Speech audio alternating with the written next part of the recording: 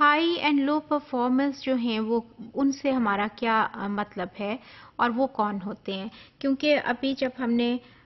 بات کی تھی نا کہ اس کے ایچ پلس ایل اور ابھی اگلے فارمولے میں ایچ مائنس ایل کی بھی ہم بات کریں گے، تو وہ ہائی اسکوررز آپ کے اور لوور اسکوررز ہوتے ہیں۔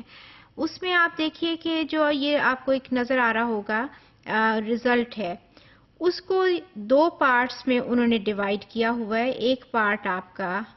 یہ والا ہے، ٹھیک ہے جی، اور ایک پارٹ آپ کا یہ والا ہے، دو پارٹ ہیں، اور اس کو انہوں نے کلر بھی ڈفرینٹ دیا ہوا ہے۔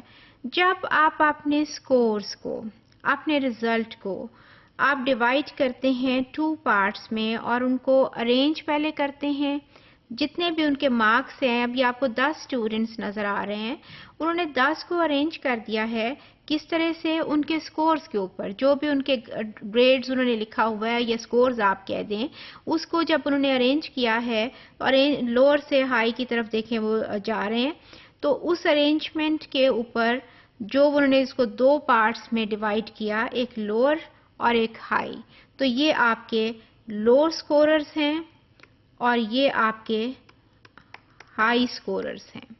ٹھیک ہے جی۔ جب اس کو انہوں نے ڈیوائیڈ کیا تو یہ چیز یہ آ گئی،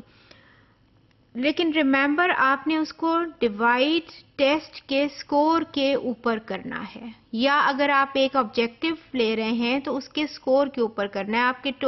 میننگ آپ نے ٹیسٹ کے سکور کے اوپر ٹوٹل جو آپ کے اوپر نمبر آئیں گے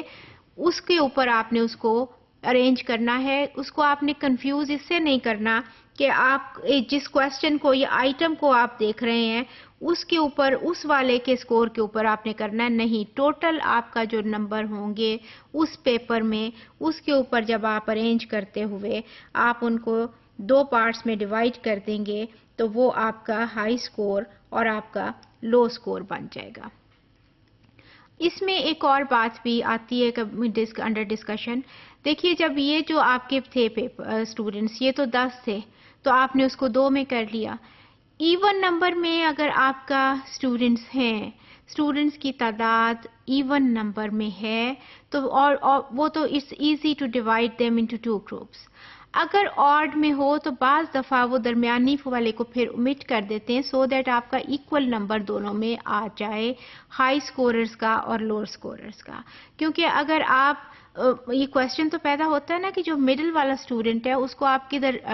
ڈالیں گے، ہائی میں ڈالیں گے یا لوور میں ڈالیں گے، کیونکہ وہ مڈل میں سٹینڈ کرتا ہے، بارڈر لائن کیس ہے، دونوں میں پڑھ سکتا ہے، تو اس لیے عام طور پہ اگر وہ omit اس کو کئی دفعہ وہ کر دیتے ہیں، جیسے اگر سپوز 50 اسٹوڈنٹس ہیں تو پھر تو ٹھیک ہے نا کہ 25 ایک میں چلے گئے، 25 ایک میں چلے گئے، لیکن اگر 51 ہوتے ہیں یا 49 ہوتے ہیں تو پھر آپ کیا کریں گے، وہ جو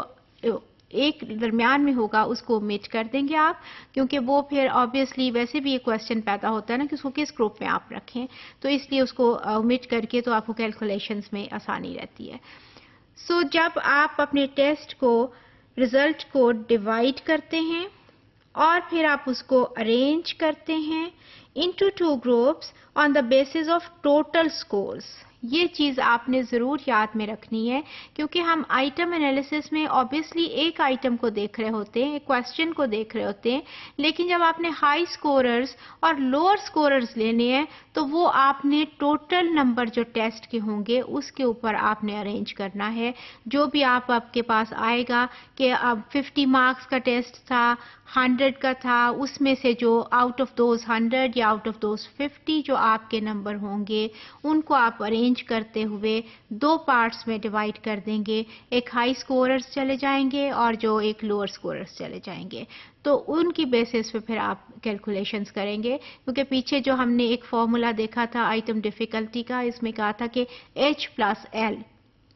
تو پھر جو ہائی سکوررز ہیں وہ اس طرح سے ہائی سکوررز ہم بناتے ہیں، اور لوور سکوررز جو ہوتے ہیں وہ اس طرح ڈویژن پہ جب ہمارے پاس آتے ہیں، ورنہ تھوڑا سا کنفیوزنگ لگتا ہے کہ ہائی سکورر کیا ہے اور لوور سکورر کیا ہے، وہ اس طرح سے ہمارے پاس آتے ہیں جب ہم ٹوٹل نمبر کی بیسس پہ اس کو ارینج کرتے ہیں ان مارکس کو، اور پھر ہم 2 پارٹس میں ڈیوائڈ کر دیتے ہیں. ایک پارٹ میں لوور اسکورز چلے جاتے ہیں، ایک میں ہائر چلے جاتے ہیں. تو وہ اس طرح سے ہمارے پاس 2 گروپ آ جاتے ہیں جو ہمیں پھر فردر کیلکولیشنز میں ہیلپ کرتے ہیں. اور فردر ہمیں آئٹم ڈیفیکلٹی یا ڈسکریمنیشن کی بات ابھی ہم کریں گے، تو وہاں جاتے ہوئے ہمیں یہ وہاں ان کیلکولیشنز میں ہیلپ کرتے ہیں اور ٹیسٹ کی کوالٹی بتانے میں ہمیں ہیلپ کرتے ہیں.